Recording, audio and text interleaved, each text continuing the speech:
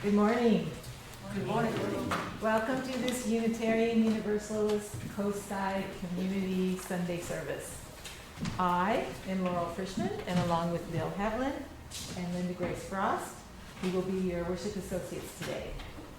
We want to welcome all of our friends who are here for the first time, those of you who are here in person and also on Zoom and watching from home.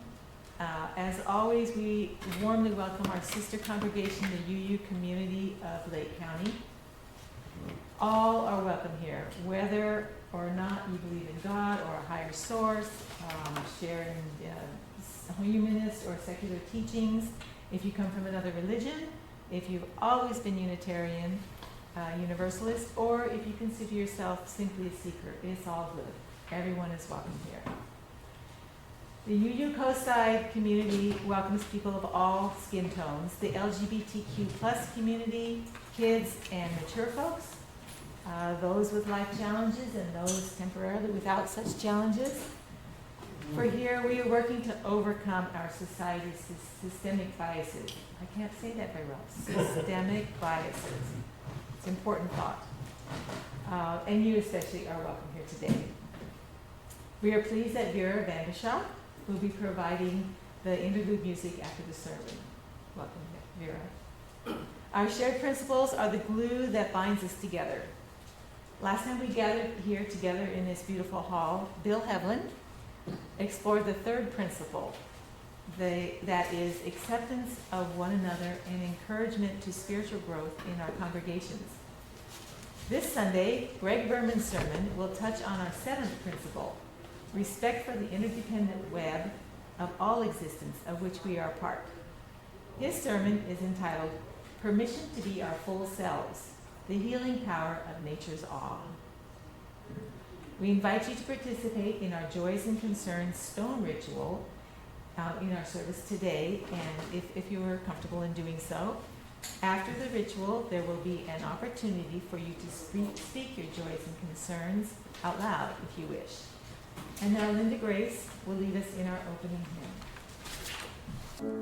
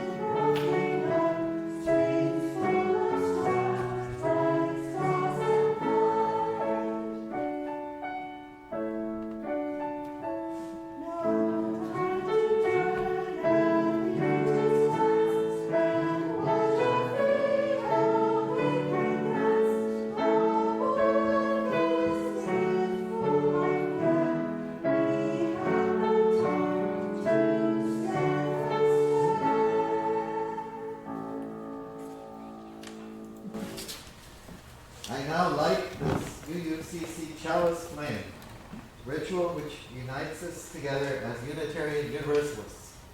And due to fire regulations, this chalice glows from battery power. We've got a closet full of back here. Now please join me in reading Hymn to the Light by David Breeden. The words are in your order of service. Our light is the light of the sun, keeper of all we love. Our light is the light of the earth, provider of sustenance. Our light is the light of all living things, life precious like our home. Our light is the light of each of us, bound together in need and hope. Our light is the light of the cosmos, keeper of all we know. And now, Linda Gregg leads us in our Joys and Concerns ritual. Thank you, Bill. Today's reading is from Jack London's novel, Call of the Wild. The story is about Buck, a dog who eventually learns to survive in the wilds of Alaska. This excerpt is from chapter 7, where Buck begins to become more attuned to the nature around him. Irresistible impulses seized him.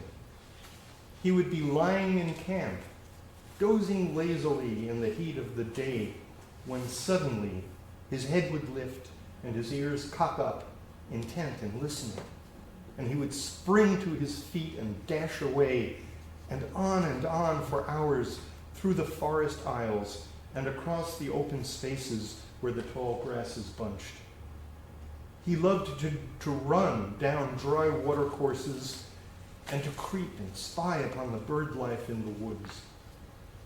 For a day at a time, he would lie in the underbrush where he could watch the partridges drumming and strutting up and down. But especially he loved to run in the dim twilight of the summer midnights, listening to the subdued and sleepy murmurs of the forest, reading signs and sounds as a man may read a book, and seeking for the mysterious something that called, waking or sleeping, at all times, for him to come. And now Laurel will introduce our guest speaker for today. It is with great pleasure I introduce our worship leader today, Gregg Berman. Gregg is a guide and life coach, informed by decades of experience both as an RN and as a wilderness guide, in his mission to help people break free from their self-judgments and limiting beliefs. He is owner of a company called In Connection with Nature, as well as the founder. His company supports connections with our internal nature and genius, while deepening our connections to each other and to the world around us. Welcome, Gregg. So thank you all for being here. I'm happy to be here with you today. I appreciate the opportunity to speak about my passion for connection to nature, a connection that fosters deeper connection with ourselves and with each other. In all honesty, the thought of doing this made me a bit nervous as well. When Noreen first approached me about giving this talk, I was both excited and feeling the sense of discomfort or even dread. Excited because I'm so passionate about nature connection and awe. And yet, while I'm in front of groups all the time, typically it's teaching a specific skill, leading an experience through some amazing nature scene, guiding group or individual experiences, and releasing trauma through my EFT and life coaching practices. The idea of writing a talk about what I do rather than simply doing it felt new and uncomfortable. My own stories of not enoughness, or I won't know how, came rushing to the surface. So I went for a walk. Actually went through a series of walks. Spending time in nature always deepens my insights and awarenesses whenever I'm communing with the natural world. Perhaps you're familiar with nootropics. It's something that's really popular in Silicon Valley. Substances that promote relaxation, improve mood, boost executive function, attention, and creativity. Well, nature is our natural nootropic, and it's available to us all the time. Being in nature, I knew I had to say yes to doing this talk despite my reservations, or perhaps even because of them, both to share my passion and to move past my own self-limiting beliefs. I feel that the exploration of what limits us from being our full, glorious selves is always a never-ending lifetime process for all of us. In our time together today, I want to take you on a journey. I'll share a bit about my personal story on the impact of nature connection, what the science shows of the benefits of time in nature, and specifically about the practice of forest bathing or Shinrin-yoku. Along the way, we'll learn how awe and wonder of nature support us to be our full selves. And I'll share with you how you can go further, whether with me or with your own nature connection practice. So we'll start with an immersion into our in-the-moment experience. I want to share a few photos to set the mood. I want it to focus locally, because wherever you are, you need not go far to find magic in nature. All of these photos were taken somewhere between San Francisco and Half Moon Bay. You might even recognize some of the spots, or perhaps they remind you of places that you like to frequent. As you look at these scenes, allow yourself to be transported into the photo. I'm going to guide you on a meditation called Pleasures of Presence. As you listen to me, I want to invite you to let go of ideas of whether you're doing it, quote, right or wrong. Simply be in the experience and allow it to be yours. You can use my invitations as a guide and your sense of imagination to notice whatever it is you are called to notice. I invite you to let go of judgments of self or others and allow everything, whether the human or more than human worlds, to be a part of your experience, for we are all nature. If it feels comfortable, I invite you to close your eyes or simply hold soft gaze. I invite you to let go of your week and what you have coming up later today and be here right now. As we journey together, allow yourself to notice what brings you pleasure and where you feel that pleasure in your body. Notice your connection to the earth. Perhaps your feet upon the floor or your body in your chair. Notice that the earth is always beneath you.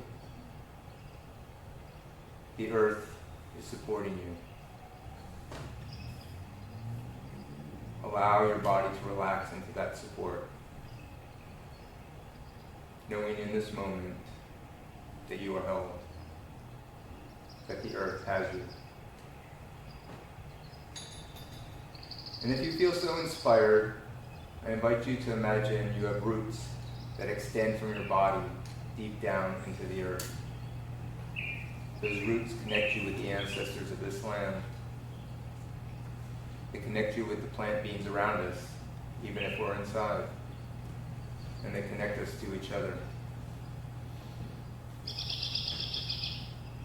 I invite you now to notice the spaces between your toes.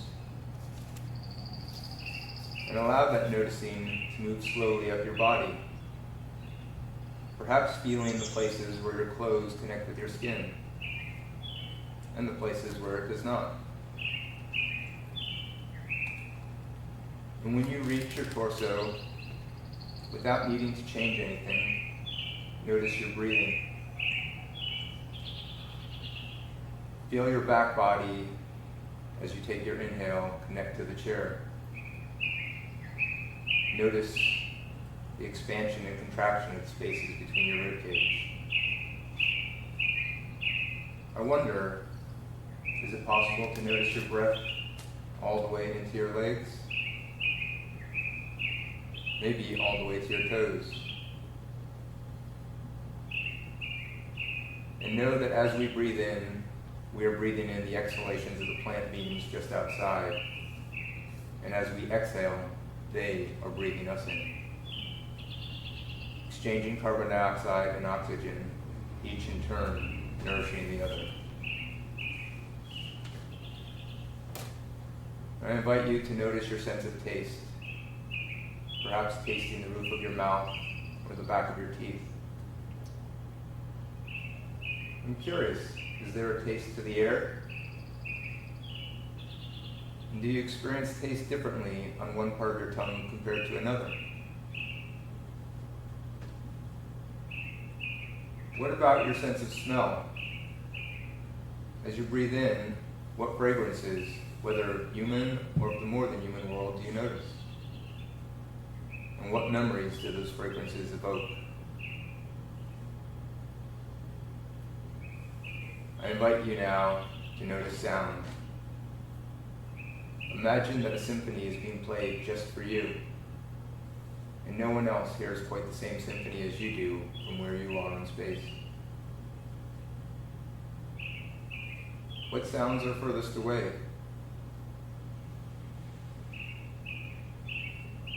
And as you allow your soundscape to get tighter in concentric rings, hearing the sound of birdsong, noises in the room, and hearing the sound of yours or your neighbor's breath. I wonder, if we listen close enough, is it just possible to hear the sound of our own heartbeat?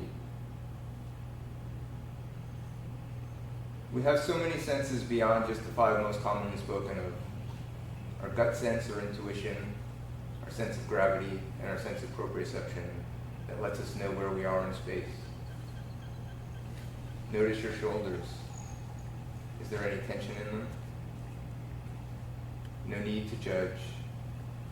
And I wonder if it's possible to relax just a little bit more. We have a sense of imagination, that playful sense that opens up positivity and allows us to escape our self-imposed limits. I wonder if you can use that place to transport you back in time to what this place must have looked like before these walls were erected.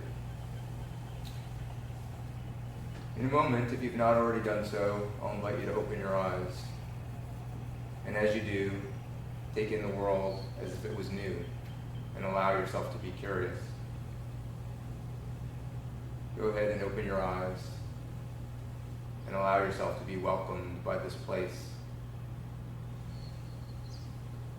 And as you're ready, come back to the room.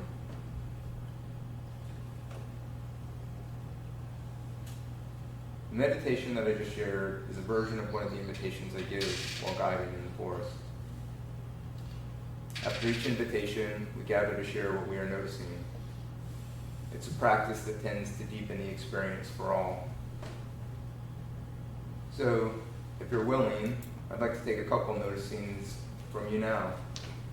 Just as with the meditation, there's no right or wrong, simply sharing what's true for you. For those of you watching on Zoom, you can feel free to share in the chat. And if anyone here would like to share anything, just raise your hand and I'll call on you. Hi, I really enjoyed that a lot, especially listening to the birds. I was able to be calm and enjoy it all. And when you mentioned heart beating, it evoked a memory for me of how sitting in the mountains of Colorado and waking up, and it was so quiet. I actually heard the snowflakes fall onto the snow that was already on the ground, and it was snowing a lot to be able to hear that, but it was one of the most amazing nature songs. I grew up in Miami, never expected to hear anything like it, and I didn't know you could hear it. Thanks for the I grew up in Miami too, so I know what you mean. Thank you. Anyone else? So you speak my language, and I was taken back to a recent experience of being on top of Sentinel Dome in Yosemite at midnight. And I was the only one there, and I felt incredibly connected and grounded and whole. And I marveled at the sky. I was taking pictures of the Milky Way, and the incredible feeling of belonging to something bigger than I was just overwhelming, and I saw it. So I just wanted to share that. You just took me back there, and I seek those experiences. Thank you. And right now, that's what I'm about. Thank you. For the sake of time, I'm just going to go on, but normally when I'm leading these, we go around and offer everybody an opportunity to share, whether verbal or not verbal. One of the reasons I was so excited to speak with you all today is how much I appreciate UU's ethic of inclusion, one that in fact gives us permission to be our full selves, that says, I don't have to think the same thoughts in the same way as you to have value or be accepted. Nature is a place where we can find that as well. I want to share more about specific practices of forest bathing, but first I want to share how and why I came to the practice. Have any of you ever felt you need to act a certain way, to be a certain way, in order to be loved, accepted, have connection, or be approved of?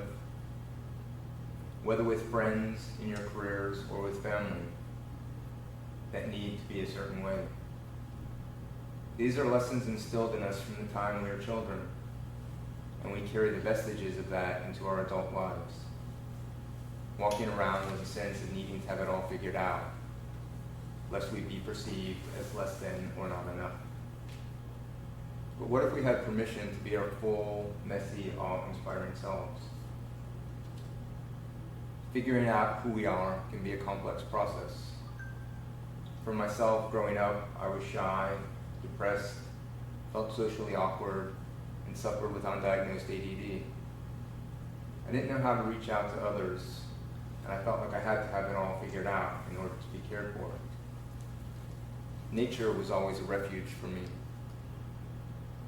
Growing up in South Florida, except for the fields around my home, it wasn't so easily accessible.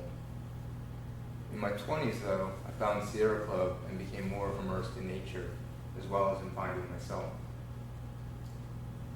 Being surrounded by people with deep nature connection, I felt I found a home, not simply on the outside, but also within myself. I had my first leadership roles guiding nature trips, my first public speaking roles teaching nature skills, and my first deep friendships, and even my first romantic connections. For years, I traveled around the country guiding nature trips. It was during this time that I also became an EMT, a wilderness medic, and eventually an RN.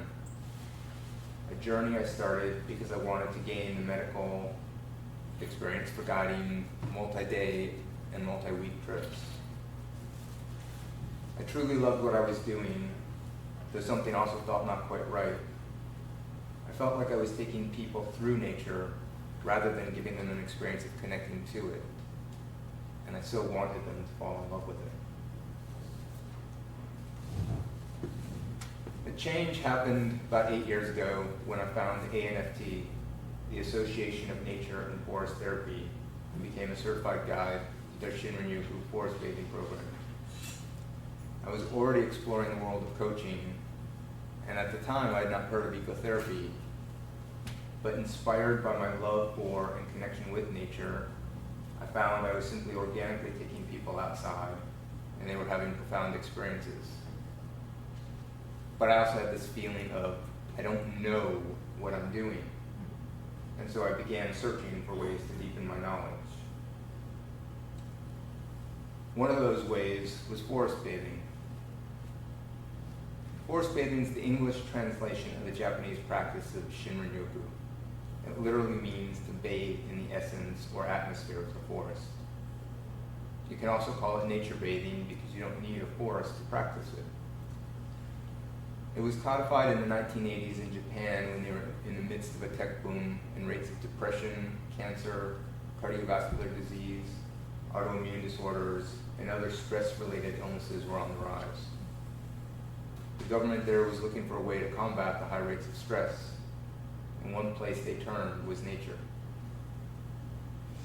Many of us are intuitively aware how much better we feel spending time in nature. Research, initially in Japan and eventually around the world, has demonstrated numerous mental and physical health benefits. These include lowered levels of the stress hormone cortisol, lower blood pressure, improved mental function, focus, creativity, and feelings of well-being. Many of these benefits occur in as little as 2 hours in nature and can last for weeks afterwards. The more regularly you engage, the better the results.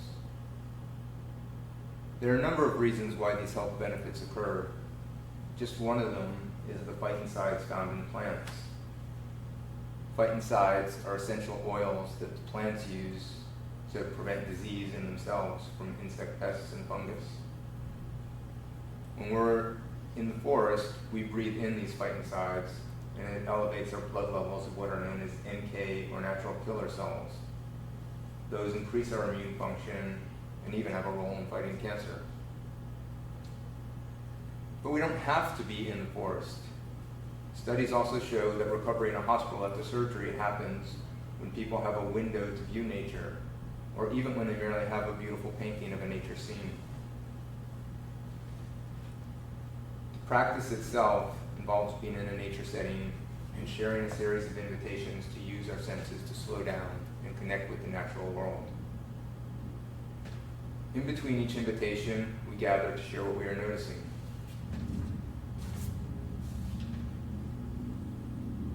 The meditation I shared earlier was one such practice.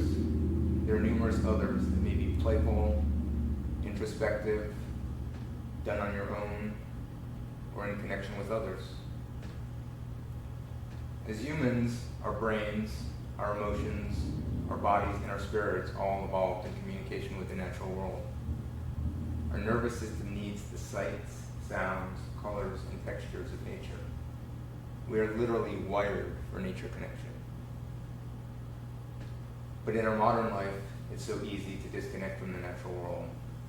We've created artificial separation. And when life gets hectic, even I have to remind myself to mindfully connect more with nature. That's why I created my business in connection with nature, which focuses not only on the outside of us and restoring and rejuvenating our natural connection to nature, but also to what's inside us through life coaching, EFT tapping, and connecting to ourselves, our internal nature, and that permission to be our full selves. If nature is all around us, you might ask, why have a guide? Certainly you don't need one. Though, like learning meditation, it can enhance your own efforts. One of the most common comments I hear, especially from those who spend a lot of time in nature, or even work there, such as park rangers, is they don't give themselves permission to slow down and absorb in the ways they do when they come on one of my experiences. They tell me they get to deepen their connection to places that they're familiar with. And in fact, during the height of the pandemic, I was leading a series of virtual walks on Zoom. People often did it from their yards or looking out a window of their home. And they were often astounded at how much more connected they could feel to the place in which they lived. And that, in fact, is true for me as well, because I got to experience my yard in a new way. I want to read some feedback from a client that expresses the benefits of nature more viscerally than talking about research. This client asked me to create a day focused on transitions as her sister was graduating with her PhD and making the transition to post-degree life. She gave me permission to share this with you today. I woke up so full of thankfulness for our day yesterday. The transformation that occurred in the forest for all of us was exactly what I was hoping for. And then the day's activities and fun so far exceeded my expectations. I saw my sister's face relaxed and happy. She said this experience was exactly what she needed. Her partner had such strong awareness about releasing judgment and knowing whatever path he picks for himself is his choice and no one else's. I put worry and anxiety into my funky pine cone at the entrance. And at first, I thought that worry was all about me. But I realized it was a worry I always carry for my sister. In the woods yesterday, I realized I don't need to worry. You put together a truly remarkable day of forest bathing and kayaking that we will remember for the rest of our lives. You listened to what we were hoping for and delivered that and more. We left our experience feeling so at peace and blissfully happy and carried away important awarenesses. You created a safe space to receive from nature in the moment whatever we need to receive. You have an amazing ability to put us at ease, to playfully explore the natural world, and your adoration and respect for nature come through so clearly. I feel changed from the day. Of course, this is just one person's experience, and no two people's experiences are the same. Yet, while each person and each group that I lead will have their own experience, that sense of peace and happiness is certainly something I walk away from with each experience, and something I strive to offer my clients, made all the more magical when we can combine that with the awarenesses and insights that nature offers. I provide these experiences publicly through my company and through Airbnb experiences, but far more often, they're custom ones set for a group of friends or family, such as from the note I read, or corporate retreats and festivals. Some groups want the theme in mind, and others prefer to be led in whatever I create for them. Either way, we work together to create an optimal experience in an optimal location for your group, whether for a few hours or a few days. And we tend to end in a tea ceremony. I'd love to support all of you through my work and encourage you to have your own nature connection practices as well. After all, nature is all around us. It's not just found in the deep wilderness or in grand vistas. There is awe and wonder all around, and I invite you to notice the little things. For example, I love fallen leaves. I feel like each one is a piece of artwork unto itself. One month I committed myself to posting a picture of a fallen leaf each day. It not only prompted me to examine each leaf more deeply, but to also examine my own choices and limitations on which leaf I chose to post. Years ago, hiking in Arches National Park, there were amazing massive columns of stone and arch all around. I wrote a piece called Arches and Ants. It was about spending a half hour watching an ant climb out of a little depression in the sand, and all the gifts of wonder I received from taking the time to notice those micro worlds.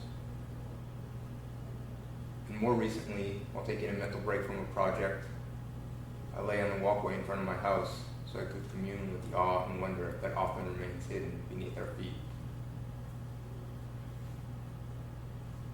And of course, where we live, there are the tide pool critters to explore as well.